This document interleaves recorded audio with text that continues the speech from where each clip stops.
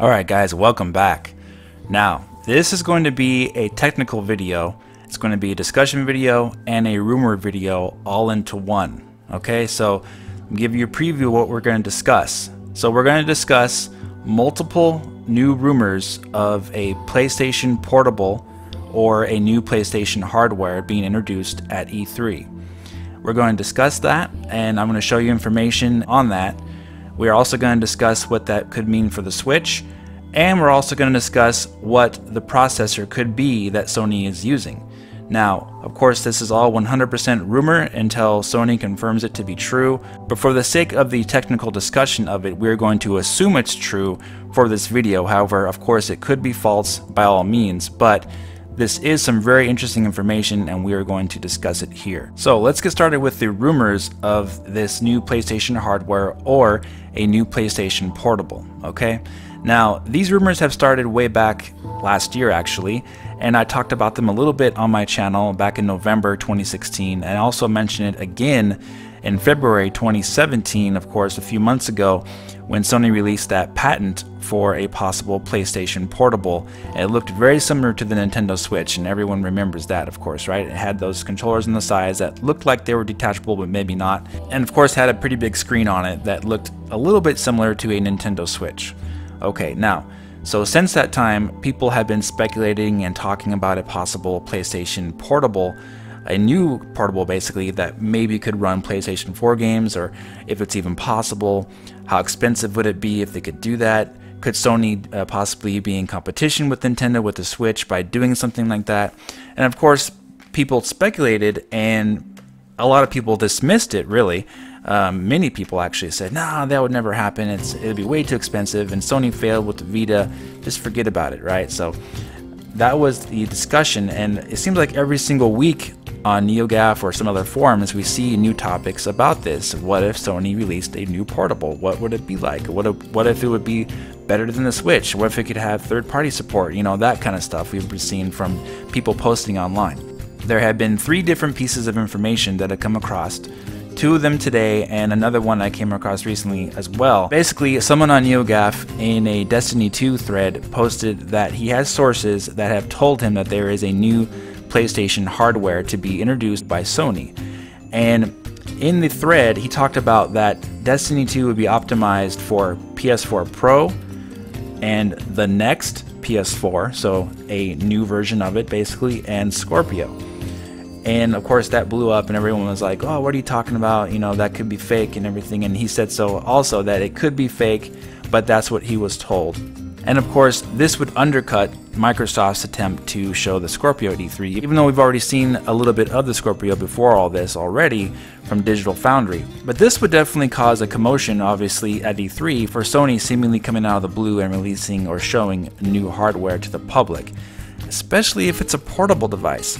There's another article that was posted by a Japanese website and posted a rumor saying that at SIESH, which is Sony Interactive Entertainment Shanghai, China, they were invited to E3 because there's a new game machine announcement to be shown at E3, and the post was then deleted afterwards. I guess it was some kind of meeting they had and this information was found, but the screen cap was captured and posted here on this website and translated, of course. So here we have a rumor from a site saying that Sony is going to show new hardware at E3. Yet again, we see people speculating, oh, what is this, a PS4 Ultra Pro, or what is this, a different kind of PS4 Slim, just what is this? But nobody's really going on the portable thing, right? Nobody's really talking about the portable aspect. Well, why not?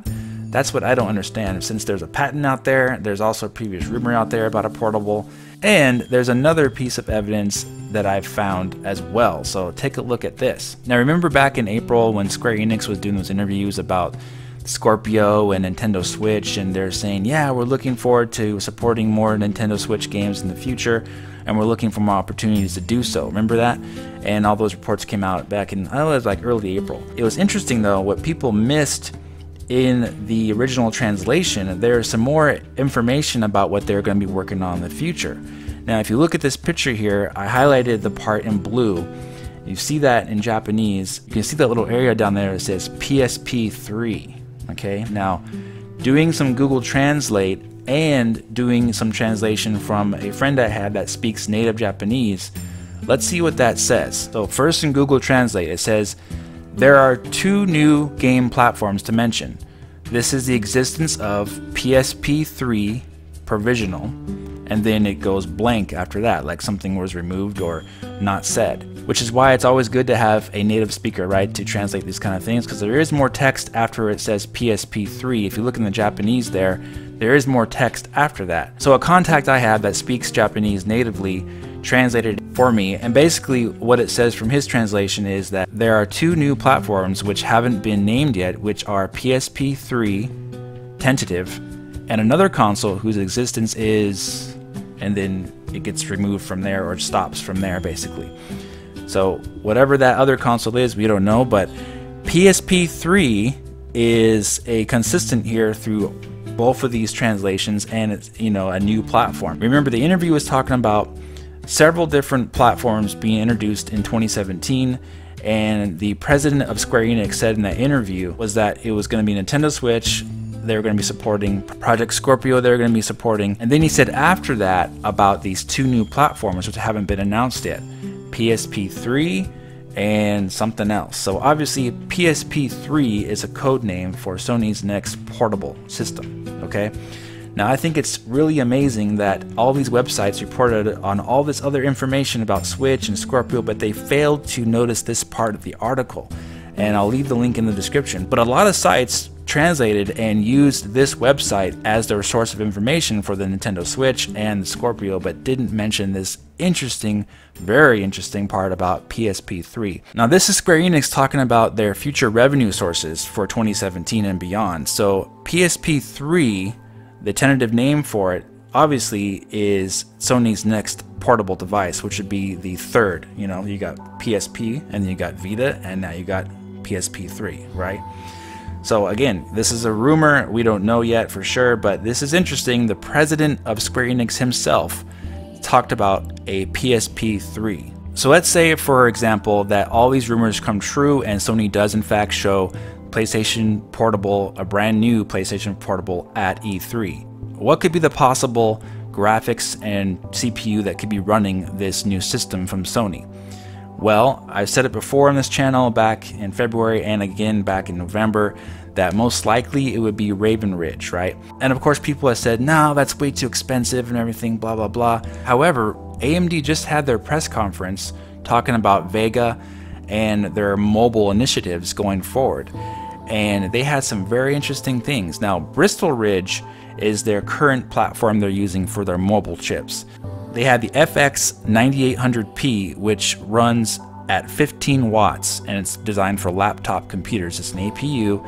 It runs at 15 watts, 758 megahertz, and it has about 512 stream processors, which equals 776 gigaflops of power, right? So that is more powerful than the Nintendo Switch, and it's actually quite impressive for what it can do on a laptop. Take a look at Battlefield 1. Sie haben uns eingekreist! Wir müssen diese Position halten!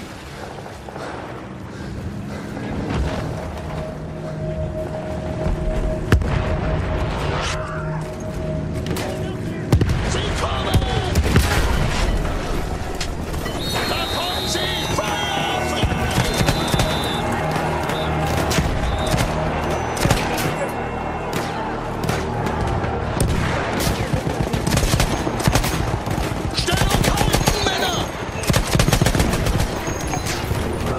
So that was Bristol Ridge, okay? So this isn't even Raven Ridge. So Raven Ridge is the successor to Bristol Ridge. So Bristol Ridge can run Battlefield 1 at low settings, 720p, and it looks decent, right?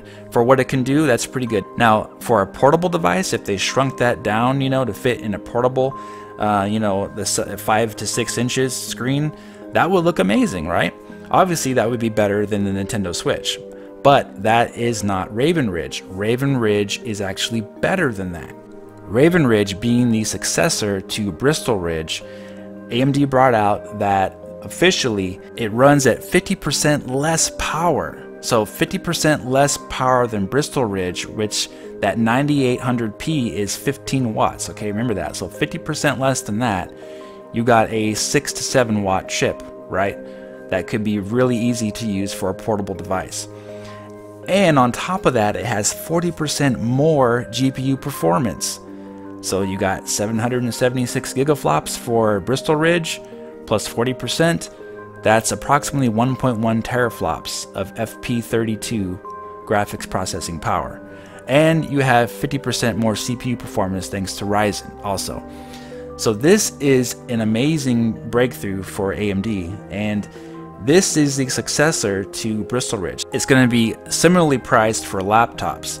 Now these laptops that you can find at the current Bristol Ridge in are not very expensive. In fact, I found one that has the 9800p in it for $499. So you take a look at that. Only $499, and you can get a laptop, you know, something that has Windows 10, a DVD drive, 12 gigabytes of RAM, you know, all this extra stuff on there for $499. Granted, you're not going to be getting, you know, super console level graphics on a laptop like that, but it's a laptop. They're always more expensive, right? So for just the APU itself, for Raven Ridge, since it's basically the next line up from the previous version, you can kind of see, you know, the wheels spinning here, can't you? Sony and AMD are best of pals, and they could easily have that chip be put in their now rumored PlayStation Portable for probably $299, because they would just be getting the chip, right? They're not going to have a big old Windows operating system or disk drive, and it's not going to be a big old screen laptop or with a keyboard or anything like that. It would be a small portable device. For just that chip, I think they could easily charge $299 for that and basically have a PlayStation 4 portable in 720p right there in your hands. The technology now is there, and AMD just confirmed it yesterday. So this is really amazing stuff here, and a technology breakthrough that hasn't been done yet. So this is really interesting, and obviously Sony was waiting for the right opportunity if this becomes true. They even said so themselves. I think back in 2015 they said that the handheld market isn't really their priority at that time, but they said when the situation does arise, they will look into it again. So Sony never said they were going to give up on the portable market. Obviously they failed with the Vita, even though it outsold the Wii U, but they did fail with the Vita, obviously, in their standpoint in comparison to the PSP. So that doesn't mean that Sony was going to give up though, you know, one and done. No, you know, they had one success with the PSP, which sold over 80 million consoles, and then one failure with the Vita, which sold about 15-16 million. So if Sony does decide to do this, they would be yet again diversifying their products, which would be good for them, right? Because in Japan, Sony is not doing very well with their consoles or their handhelds really, because the 3DS has dominated, and the Switch now is #1 each week, of course, since its release. So for Sony to be competitive in the handheld market, this could be their perfect chance to do that. And they could actually have something that could possibly play AAA third-party games with that kind of processing power for that low amount of TDP required. It would basically make their dream possible to have your PlayStation games at home and on the go and have a seamless experience as a portable. So if Sony debuts this at E3, I think they are trying to undercut Microsoft and of course undercut the Nintendo Switch as well. Of course, the Nintendo Switch has been praised for having a fun experience at home and on the go seamlessly because it can play the same games on TV and on the go. But if Sony releases the same thing, kind of like as the Switch, whereas you can play on your TV and on the go, but still be able to play Call of Duty, all the Battlefields, Final Fantasy VII Remake, Kingdom Hearts 3, you know, all these games that Sony has on their platform, this could be potentially worrisome for Nintendo, right? So it is something to watch out for, because the main criticism of the Switch is that it can run these games, you know, from indie developers and from Nintendo themselves, but a lot of these third-party developers have said that simply they would have to make a lot of effort and retargeting a lot of their assets and remaking them basically for the Switch to have their games run on the system in comparison to a PlayStation 4 port, you know, for example. Granted, some games have been ported over already to the Switch that were more simple in nature, you know, but as far as more complex games like the ones that we've already been mentioning and, you know, the next Red Dead Redemption 2, if Sony can have that game run on their portable, you know, versus the Switch not being able to run it, that's potentially a threat to the Nintendo Switch. That's just a fact, right? So Nintendo should be concerned about that. And also, this is just rule of thumb that Nintendo and their fans, which is us, we should never underestimate Sony, regardless of, you know, if they fail with their last platform in the handheld market. Never should you underestimate Sony. Nintendo underestimated Sony with the Nintendo 64. They ignored the CD-ROMs and everything, and Sony took off and outsold them. I think it was 108 million PlayStation 1s versus about 33 million Nintendo 64s sold worldwide. So basically, nearly overnight, Nintendo went from being #1 in the console market to, you know, being totally outperformed by Sony in the next generation that they had. So if Sony does do this at E3 and tries to put a direct competitor with the Nintendo Switch, then it's going to be very interesting to see the response from Nintendo. What kind of surprises does Nintendo have for E3? What kind of things are they going to be showing? You know, so it's going to be a battle, and I think it's going to be really interesting to see who comes out on top. Of course, Nintendo may think that the Switch is in its own solitary market right now and that it doesn't have any competition for anyone else. So if Sony puts this on the market, if it does become true, then the Switch could have a direct competitor, which would be something kind of like greedy from Sony, right? Sony's going to, you know, step on their toes and try to get their market from them too, right? But if it does come true, I think it's more about Sony diversifying and trying to get more revenue for their hardware business in Japan, because in Japan this would be a huge seller if they had a handheld device that was probably the same price as a Switch but basically could outperform it in every way possible and get all third-party support. So that's something to look out for, guys. I hope you enjoyed this video. I know it's a long one, but something definitely wanted to point out. It's very interesting what could be happening in the not too distant future at E3. Definitely something to talk about and discuss amongst yourselves. I encourage that. And it's gonna be fun at E3. It's coming up really soon, guys. Alright, if you enjoyed this video, please hit that like button, subscribe, and comment, and I'll talk to you very soon in the next video. Take care.